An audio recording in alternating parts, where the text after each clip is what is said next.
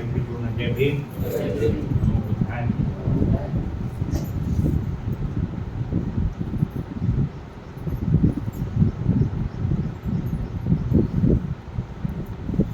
आताच आपण बुद्धानुसाठी या ध्यानाचा सराव केलेला होता.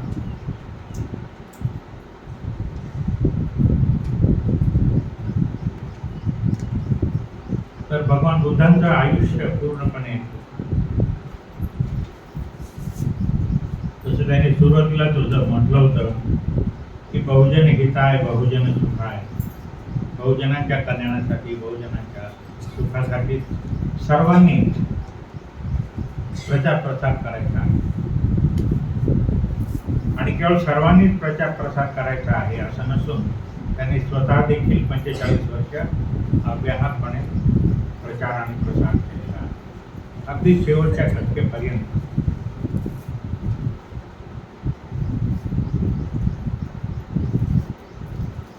तर आज मी भगवान बुद्धाच्या करुणेबद्दल बोलणार आहे.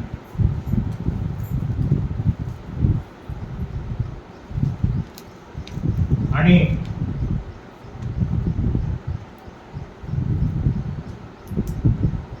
ते खूपच करुणावान होते.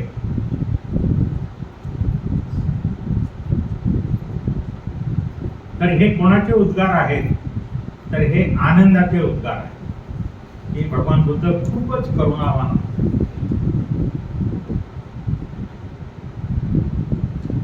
तर त्या वाक्याचा आधार घेऊन मी भगवान बुद्धांच्या संदर्भात काही गोष्टी सांगणार आहे.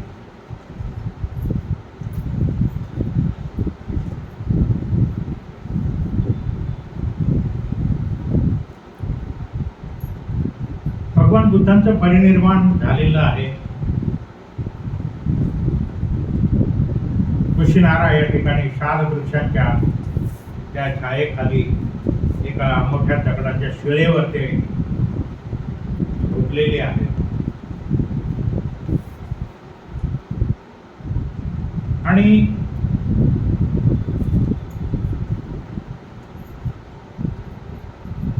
आता ते परिनिर्वाणाला जाणार आहे. आनंद त्यांच्या जवळ आहे, आनंद पाहतो आहे. आणि आनंद तिथून निघून जाऊन एका खुटीमध्ये जातोय, चौकटीला डोकं ठेवतोय आणि ढसा ढसा रडतोय.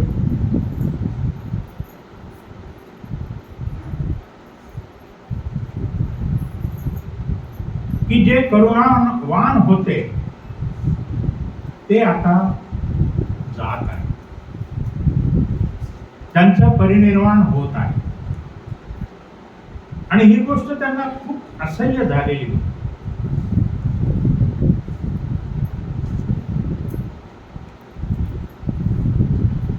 भगवान बुद्धांचं जेव्हा परिनिर्वाण झालेलं होतं तर जे जे कोणी अरहंत होऊन गेलेले होते, आणि असे म्हणतात की त्यावेळेस 500 अरहंत होते त्या ठिकाणी. आणि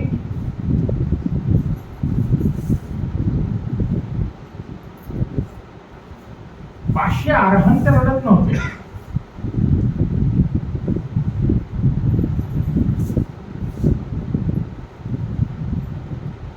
परंतु बाकीचे सर्वजण रडत होते. अरहंतांना कळलेलं होतं की उपेक्षा भावना काय आहे. जी व्यक्ती जाते त्याला उपेक्षेच्या भावनेनं बघायचं कसं हे अरहंतांना माहिती आहे, पण बाकी सर्वसामान्य लोकांना माहित नाही. जे प्रबुद्ध नव्हते त्यांना हे समजत नव्हतं की आता बुद्ध गेलेले आहेत आणि आपण काय करायचं. सर्वजण शोकाकुल झालेले आहेत.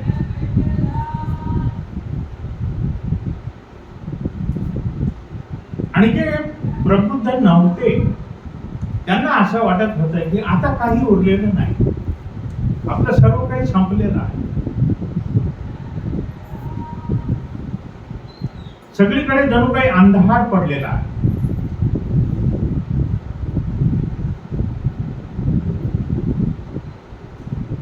आणि त्यांचा विश्वासच बसत नव्हता की बुद्ध आपल्यातून निघून गेलेले आहे.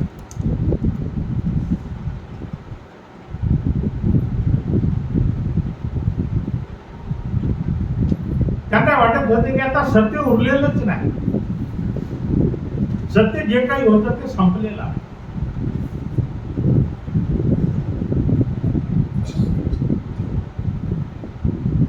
सूर्य असावा, सूर्याच्या पुढे ढग जर निर्माण झालेला असेल तर सूर्याचा प्रकाश दिसत नाही, सगळीकडे अंधार पडतो. तशी अवस्था ह्या अप्रबुद्ध लोकांची झालेली आहे.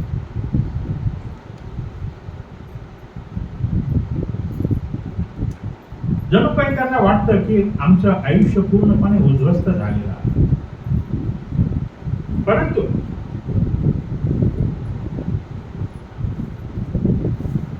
केवळ मनुष्यांनाच ते दुःख झालेलं होतं असं नाही, तर प्राण्यांना देखील दुःख झालेलं होतं. प्राणी देखील रडत होते. आणि ह्याचं सुंदर असं चित्रीकरण ह्या सर्व प्रसंगाचं चीनच्या भित्ती चित्र जे आहे, भिंतीवरचे जे चित्र आहे त्या चित्रांवर अतिशय सुंदर असं रेखाटलेलं आहे की शाल वृक्ष आहे, एका शिळेवर बुद्ध झोपलेले आहेत, हिंस्र प्राणी दूरवर आहेत पण तेही उपस्थित आहेत, पाळीव प्राणी जवळ आहेत, ते देखील रडत आहेत. असं हे चित्र चीनच्या विहारांमध्ये आपल्याला बघायला मिळतं.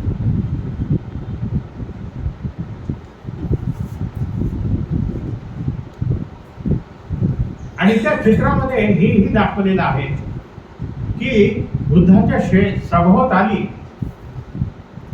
राजे आहेत, राण्या आहेत, राजकुमार आहेत, व्यापारी आहेत, परिव्राजक आहेत, ब्राह्मण आहेत, सौदागर आहेत, फुलमाळी आहेत. हे सर्व दुःखी झालेले असं चित्रीकरण त्या ठिकाणी केलेलं आहे.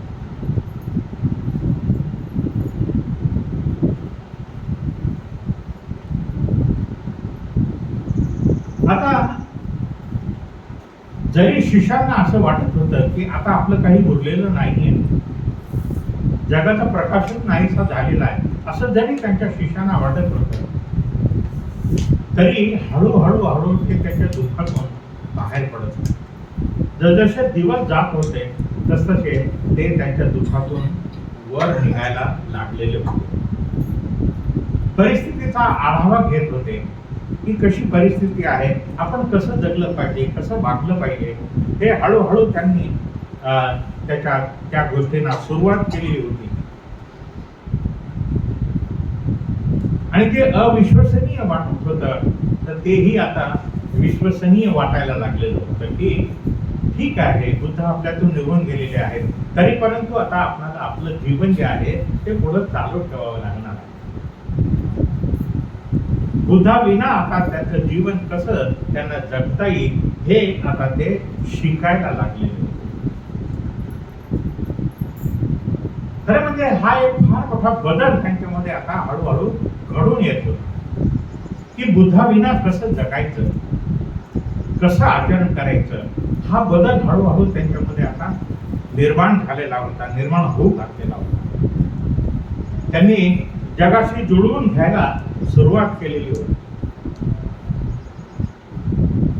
आणि आता तेच म्हणायला लागली की ठीक आहे, बुद्ध आपल्यात नाहीये, तरी परंतु आपणाला प्रचार प्रसार करणं, बुद्धांनी ज्या ज्या काही गोष्टी सांगितलेल्या आहेत त्या पुढे चालू ठेवणं हे फार आवश्यक आहे, असं प्रत्येकाला वाटायला लागले. बुद्धांनी आपणाला धर्म दिलेला आहे, बुद्धांनी आपणाला विनय दिलेला आहे, तर त्यानुसार आपण आपलं जीवन आता जगलं पाहिजे, अशा पद्धतीने आता त्या लोकांना वाटायला लागलं.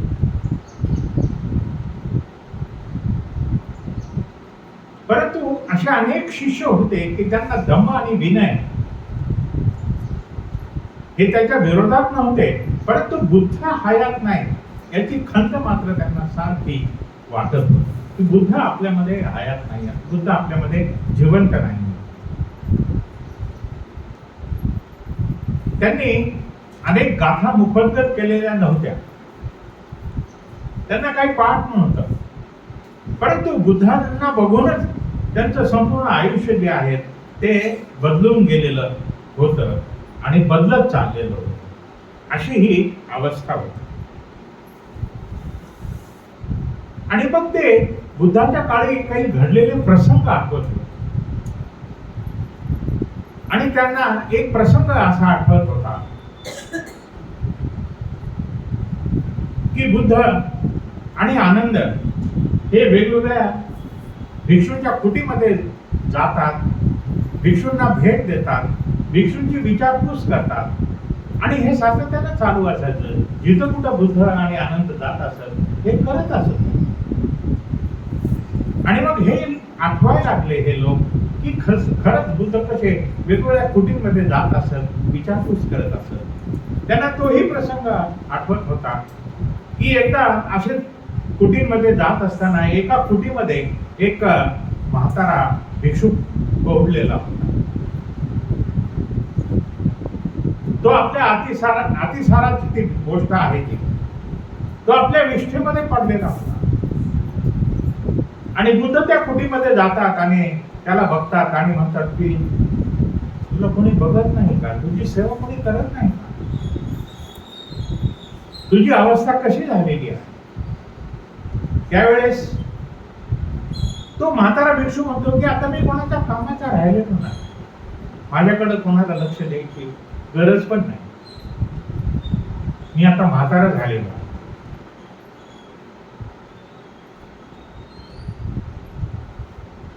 परंतु बुद्ध काय करतात, बुद्ध आनंदाला म्हणतात की आनंद पाणी गरम कर. आणि आनंद पाणी गरम केलेलं आणतो आणि दोघं मिळून त्याचं अंग धुवून काढतात, त्याचं अंग पुसून काढतात. त्याला थोडस हायचं वाटायला लागतं, बरं वाटायला लागतं. आणि मग आनंदाला म्हणतात की आनंद बाकीचे सर्व या कुट्यांमध्ये जे भिक्षू आहेत त्या सर्वांना बोलू ना. आणि मग सर्व भिक्षू एकत्र येतात आणि त्यावेळेस बुद्ध सर्व भिक्षूंना उद्देशून म्हणतात की तुमची एक कुटी आहे, तुमच्या शेजारी त्या कुटीमध्ये एक भिक्षू म्हातारा पडलेला आहे, त्याच्या विष्ठेमध्ये तो पडलेला आहे, त्याच्याकडे कोणीच लक्ष देत नाही. त्याला आई नाहीये, त्याला बाप नाही, त्याला बहीण नाही, त्याला भाऊ नाही, त्याला कोणीच नाहीये. आणि तुम्ही भिक्षू आहात, तुम्हाला देखील भाऊ नाही, कोणी भिक्षू नाही, बहीण नाही, आई नाही, वडील नाही, कोणी नाहीये. तर तुम्ही एकमेकांची काळजी घेतली, तुम्ही एकमेकांना सहकार्य केलं पाहिजे. अशा प्रकारे ते बाकीच्या सर्व भिक्षूंना सांगतात की ही गोष्ट बरोबर नाही की एखादा म्हातारा झालाय आणि कुछ कामी आहे, काही कामाचा नाही, आता आपल्याला काही मदत होणार नाही म्हणून त्या व्यक्तीला तसंच सोडून द्यायचं, हे काही बरोबर नाही. आणि मग त्या सर्व भिक्षूंना उमजतं की आपण जे काही केलं ते काही बरोबर केलेलं नाही. या आपल्यासारखीच एक भिक्षू म्हणणारी व्यक्ती आहे आणि ती व्यक्ती अशा अवस्थेमध्ये आहे, कोणी त्याच्याकडे बघत नाही. खरं म्हणजे या प्रसंगामधून आपण देखील आत्ताच्या घडीला देखील शिकलं पाहिजे की अशी कोणी व्यक्ती आजारी असते, त्याला कोणी बघायला नसतं, अशा वेळेस आपण त्या व्यक्तीची विचारपूस केली पाहिजे, त्या व्यक्तीला मदत केली पाहिजे, जे काही लागेल त्याला दिलं पाहिजे आपण. परंतु हल्ली असं काही झालेलं आहे की ऍक्सिडेंट झाला तरी दुरून बघतात, आपल्याला काय त्या ऍक्सिडेंटचं घेणं देणं, आणि थोडा वेळ थांबतात आणि तिथून निघून जातात. त्याला कोणी उचलत नाही, कोणी त्याला काही करत. उलट आता तर असं झालेलं की त्या मेलेल्या अवस्थेमध्ये त्याचा व्हिडिओ काढणं सुरू करतात, कसा मरतो त्याचा व्हिडिओ काढतात. आणि त्याला मदत करायची सोडून व्हिडिओ काढायची तुम्हाला काय सुचले. आधुनिक जगामध्ये हे सुरू झाले. तर याचा आपण विचार केला पाहिजे की खरंच आपण अशा व्यक्तींना मदत केली पाहिजे जे प्रसंगामध्ये आहेत, कठीण प्रसंगामध्ये आहेत. अशा लोकांना आपण मदत करायला पुन्हा सरसावलं पाहिजे, पुढे आलं पाहिजे.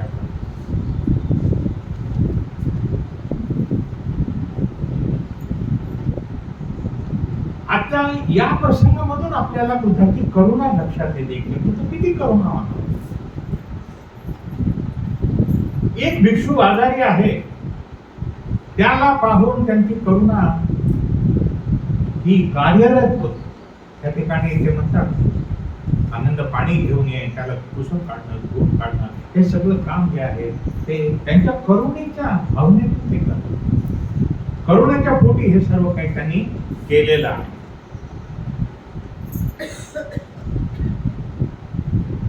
आणि मग हे जे अप्रबुद्ध लोक बुद्धाच्या काळी होते ते परत असेच आता प्रसंग आठवायला लागलेले होते.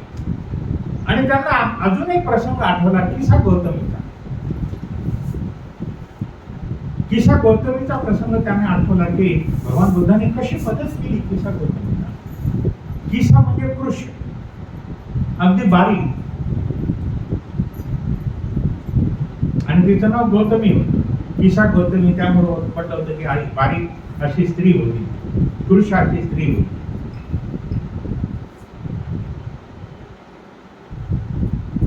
किसा गौतमीच्या प्रसंगामध्ये किसा गौतमी तिचं लहान मूल जे आहे ते साप चावून मरण पावतं आणि अगदी व्याकुळ झालेली आहे.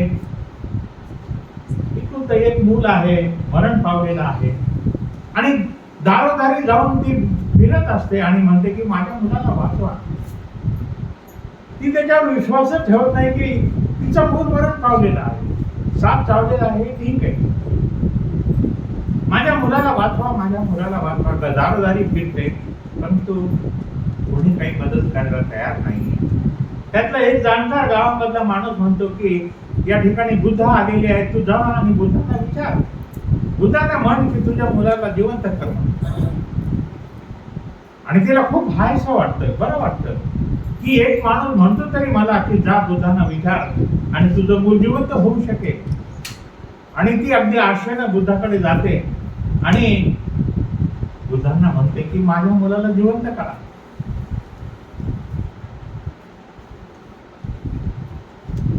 बुद्धाने तिला नकार दिलेला नाही, तिला म्हटलं नाही की तुझं मूल जिवंत कसं होऊ शकेल, असं बोलले नाही ते. हे फार महत्वाचं आहे.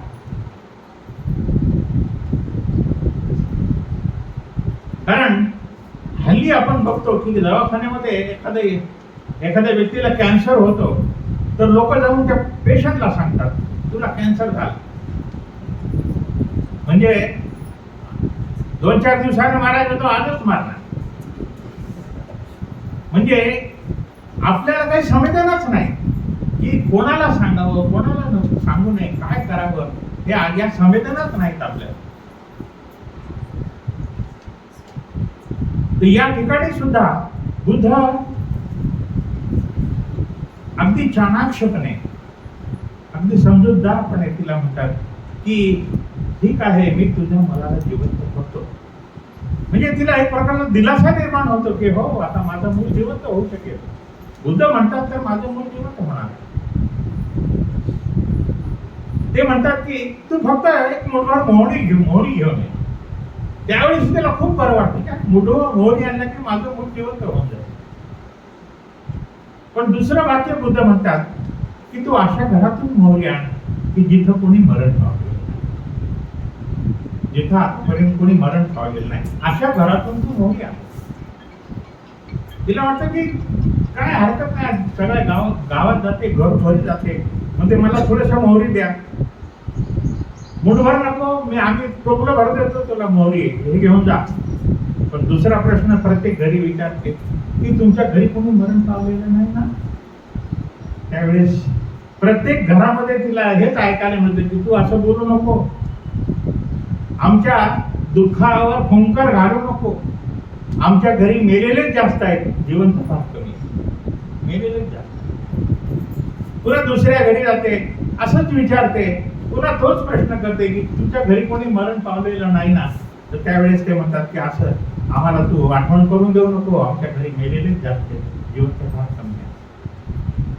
आणि दारोदारी जाऊन असा प्रश्न करून तसं उत्तर मिळवून ती स्वतः लक्षात घेते की आपण आपलं मूळ मरण पावलेलं आहे आणि ते जिवंत होऊ शकत नाही. कारण घरोघरी मी गेलेली आहे आणि घरामध्ये, प्रत्येक घरामध्ये मेलेले जास्त आहेत, जिवंत फार थोडे आहेत. तिला उमजतं, तिला लक्षात येतं, असं म्हणूया की तिला अंतर्दृष्टी त्या ठिकाणी प्राप्त होते आणि स्वतःच मग ती खड्डा खोदते आणि त्या मुलाला ती त्या खड्ड्यामध्ये सोडून टाकते आणि बुद्धाच्या पायाजवळ येऊन बसते. ती अगदी शोकाकुल अवस्थेमध्ये बसते. काही वेळ बोलत नाही, काही बोलत नाही. आणि मग बोलते काय ती, तर ती म्हणते, मी तुम्हाला शरण जातो. एवढंच बोलतो, मी तुम्हाला शरण जातो, म्हणजे मला भिक्षुणी करून घ्या, मला भिक्षुणी करून घ्या, एवढंच बोलते. आणि मग बुद्ध तिला भिक्षुणी करतात. भिक्षुणी. तर या ठिकाणी आपण एक लक्षात घ्यायचं आहे की अशा वेळेस दुसरा एक प्रसंग आपल्याला इथं लक्षात घ्यायचा आहे, तो म्हणजे ख्रिश्चन धर्मामध्ये काय केलं. बुद्ध धर्मामध्ये सत्यता आहे ती सांगितली त्यांनी, परंतु फार वेगळ्या पद्धतीने सांगितली. तिचं तिलाच कळायला पाहिजे की मृत्यू हा अटळ आहे, हे त्यांनी दाखवून दिलेलं आहे. परंतु ख्रिश्चन धर्मामधली एक गोष्ट आहे की येशू ख्रिस्त जो आहे तो एक लॅझारस नावाचा त्याचा शिष्य होता. याला मृत्यूतून जिवंत करायचं ते मान्य करतात आणि त्या लॅझारस नावाचा जो शिष्य आहे तो आजारी खूप पडलेला आहे, आता मरणार आहे, त्यांना मृत्यूच्या दाढेतून बाहेर काढायचं आहे. तर येशू ख्रिस्त काय म्हणतात की फक्त माझ्यावर विश्वास ठेव, मी देव आहे, देवाचा पुत्र आहे आणि मी सांगितलं तर तुझा मृत्यू होणार नाही, अशा प्रकारे त्याला हे करतात, सांगतात.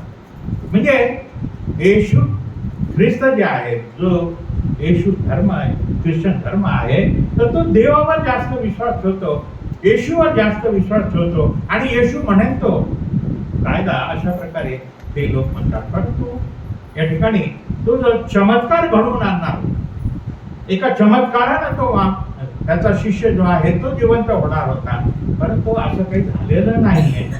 परंतु कथा मात्र अशा आहे की त्याने जिवंत केलं. म्हणजे बुद्धाला अनेक चमत्कार येत होते, पण त्यांनी कधी दाखवलेले नाही. बुद्ध चमत्कारावर कधी विश्वास ठेवत नसत. जे बुद्धत्वाकडे जाणारे लोक आहेत त्यांना मार्गदर्शन करण्याचं काम एवढंच ते करत असतात. तसं आपण त्या गाथेमध्ये म्हटलं, सद्धा देव मनुष्यान, ते शास्त्र आहे देवाचे आणि मनुष्याचे. देवालाही शिकवतात, मनुष्यांनाही शिकवतात, परंतु असं नाही शिकवत चमत्कार करा, एखाद्या मेलेल्या माणसाला तुम्ही जिवंत करा, हे नाही.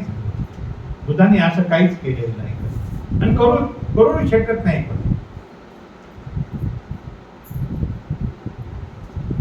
तर ख्रिश्चन धर्मामध्ये काय सांगितलं की ईश्वरावर विश्वास ठेवा, माझ्यावर विश्वास ठेवा, मी देवाचा पुत्र आहे, मी देव म्हणेल ते करू शकतो.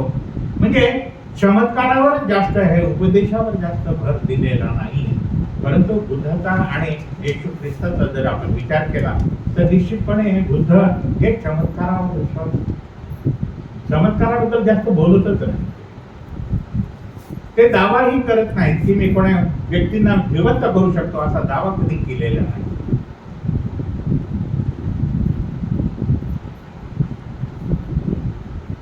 तर या ठिकाणी भगवान बुद्ध त्या मुलाला जिवंत करू शकत नव्हते, शक्यच नव्हतं हे. परंतु त्यांनी फार शिताफीनं तो प्रसंग हाताळलेला आहे आणि किसा गौतमीला स्वतःलाच त्याची जाणीव करून दिलेली आहे की मेलेली व्यक्ती ही जिवंत होऊ शकत नाही, जिवंत करता येत नाही.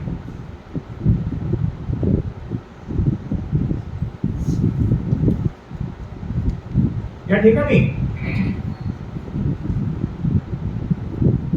किसा गौतमीनं त्याच्यानंतर आपल्या जीवनामध्ये जी आध्यात्मिकता आहे त्या आध्यात्मिकतेशी कटिबद्धता तिनं प्रस्थापित केलेली आहे. आध्यात्मिक जीवनाला तिने पूर्णपणे वाहून घेतलेला.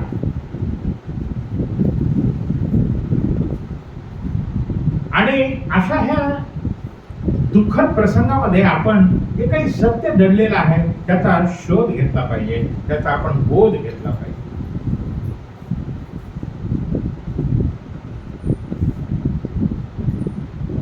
आपल्याला असे अनेक प्रसंग आपल्या जीवनामध्ये देखील येतात.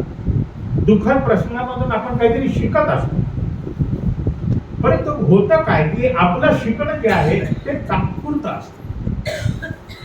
जशी एखादी व्यक्ती मरण पावते तर त्यावेळेस आपल्याला दुःख होतं, हळहळ वाटतं, परंतु दुसऱ्या दिवशी आपण ते विसरू शकतो आणि पुन्हा आपल्या नित्याच्या कार्याला आपण सुरुवात करत असतो. त्यावेळेस त्या दुःखामध्ये त्यांना काही अंतर्दृष्टी प्राप्त झालेली असते की आपण हे असं काहीतरी केलं पाहिजे, आपण काहीतरी त्याच्यातून धडा घेतला पाहिजे, हे आपल्याला लक्षात येतं. थोडीशी झलक येते आपणाला देखील दुःखाची, परंतु आपण ती झलक विसरून जातो. ती अंतर्दृष्टी आपण टिकवून ठेवत नाही. हाच आपल्यामधला आणि सामान्य लोकांमधला आणि असामान्य लोकांमधला फरक आहे.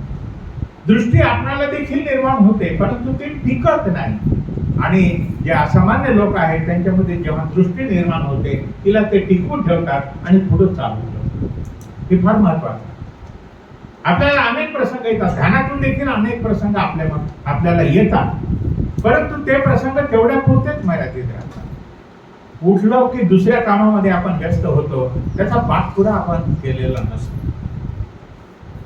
आणि म्हणून जे जे काही असे प्रसंग निर्माण होतात त्याच्यातून आपल्याला काही शिकता येतं, तर ते आपण शिकलं पाहिजे आणि आपण आपल्या आध्यात्मिक तेला पुढे नेण्याचा प्रयत्न केला पाहिजे.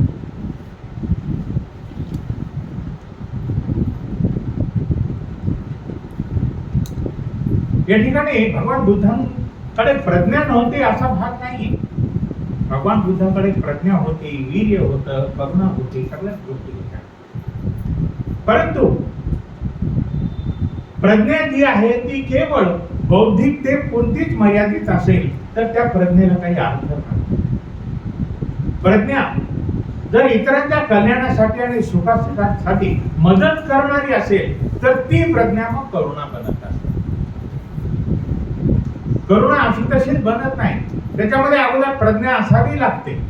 परंतु ती प्रज्ञा जी आहे तर ती सुख दुःखामध्ये इतरांच्या आपण सहभागी झालं पाहिजे, मदत केली पाहिजे, इतरांच्या कल्याणासाठी आपण धडपड केली पाहिजे.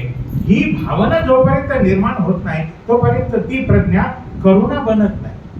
आणि म्हणून आपल्याला प्रज्ञा ही हवी आहे आणि करुणा देखील हवी आहे, बुद्धी देखील हवी आहे आणि भावना देखील हव्या आहे. केवळ बुद्धी पुरेशी नाही आणि केवळ भावना देखील पुरेसा नाही. बुद्धीही असायला हवी आहे आणि भावना देखील असायला हवी आहे. या दोघांची सांगड घालणं हे मात्र आपलं काम आहे, हे आपण करायला हवं.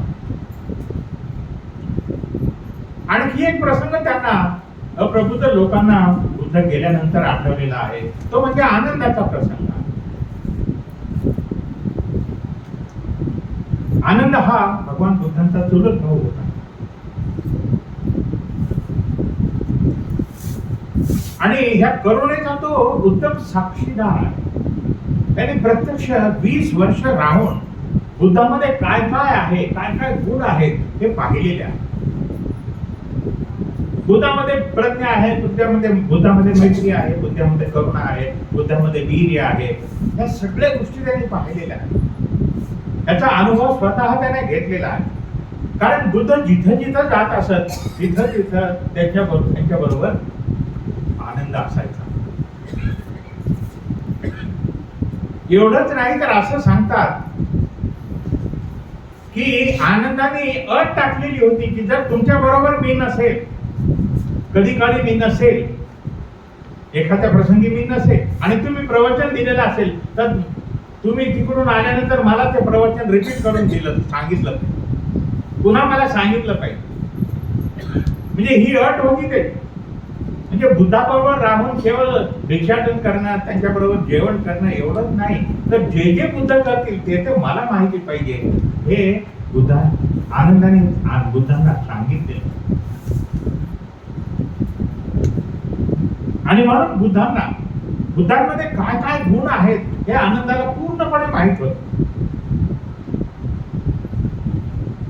बुद्धाच्या संपर्कामध्ये जो आलेला होता आनंद, तर पहिल्या प्रथम त्यांची करुणा ही त्याला आकर्षित करून गेलेली होती. आणि दुसरी गोष्ट म्हणजे त्यांची बलदंड शरीर यष्टी, त्यांचं शरीर दष्टपुष्ट शरीर, यामुळे देखील आनंद आकर्षित झालेले होते.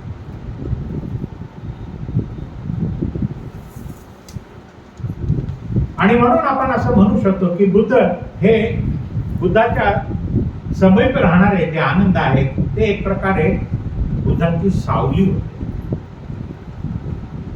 आनंद ही बुद्धाची सावली होती.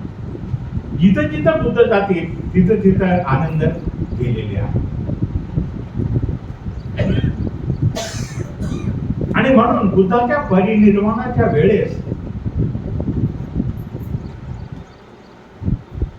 बुद्ध जेव्हा त्यांना सोडून जात आहेत, तर त्यावेळेस जसं मी सुरुवातीला सांगितलं की त्यावेळेस ते अगदी कसा रडत आहे. आणि ते स्वतःलाच म्हणत आहेत, रडत रडतच म्हणत आहेत. काय म्हणत आहेत की माझे स्वामी माझ्यापासून दूर जाणार आहेत, माझे स्वामी माझ्यापासून दूर जाणार आहेत, जे अतिशय करुणावान आहेत, जे अतिशय करुणावान आहेत, ते स्वामी आता माझ्यापासून मला सोडून जात आहेत. तर हे शब्द अतिशय महत्वाचे आहेत की जे करुणावान आहेत ते मला सोडून जात आहेत. कारण आनंदाने भगवान बुद्धाचे शेकडो प्रवचन ऐकलेली आहेत, शेकडो उपदेश ऐकलेले आहेत, शेकडो प्रश्नांची उत्तरं देताना त्यांना पाहिलेलं आहे. सगळ्या गोष्टी त्याला माहिती आहेत, रहस्यमय गोष्टी देखील त्याला माहिती आहेत, त्यांचे चमत्कार देखील त्याला माहिती आहेत. सगळ्या गोष्टी आनंदाला माहिती आहेत.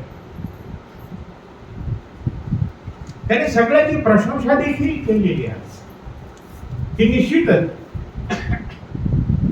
बुद्धामध्ये हे सगळे गुण आहेत. परंतु बुद्धाची जी करुणा होती त्या गुणाने मात्र आनंद अधिक प्रभावित झालेले आहे. बुद्धामध्ये जी करुणा होती त्यामुळे ते अधिक प्रभावित झालेले आहे.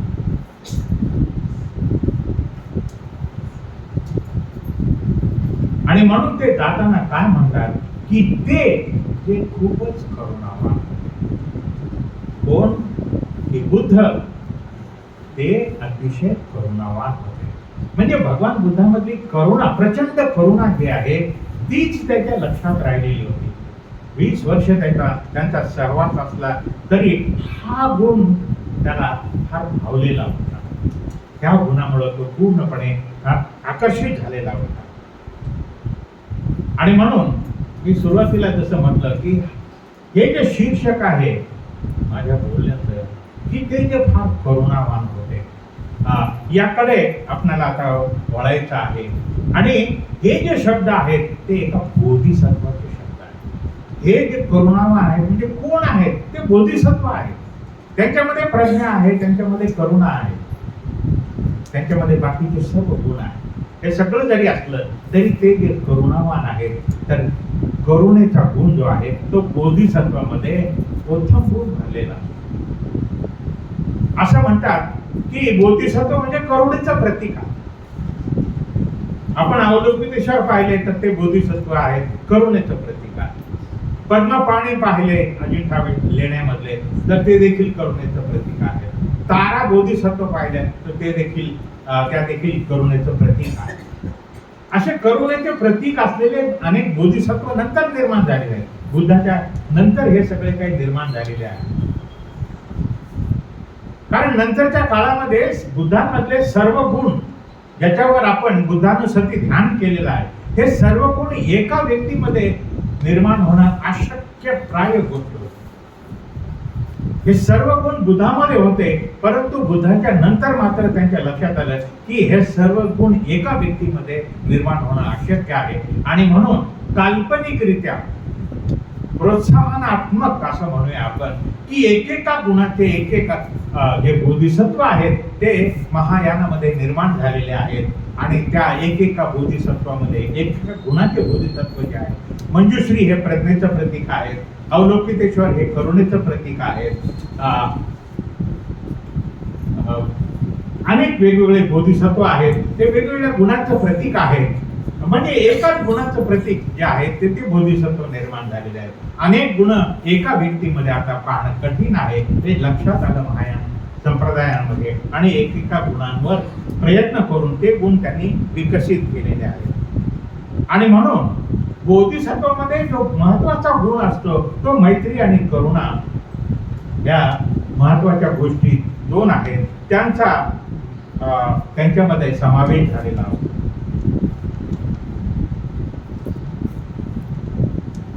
भगवान बुद्धामध्ये प्रज्ञा नव्हती असं म्हणत नाहीये मी म्हणतो की प्रज्ञा आहे, परंतु ज्या प्रज्ञेमध्ये लोकांच्या कल्याणाची आणि मदतीची भावना नसेल, त्या प्रज्ञेमध्ये जर ती प्रज्ञा करुणा बनत नसते, असं मी वारंवार सांगतोय. आणि म्हणून प्रज्ञावान असणं आवश्यक आहे, परंतु प्रज्ञेबरोबर करुणा आपल्यामध्ये निर्माण करणं, कल्याणाची भावना आपल्यामध्ये निर्माण करणं हे अत्यंत आवश्यक आहे. आणि हाच बोधिसत्वाचा गुण आहे.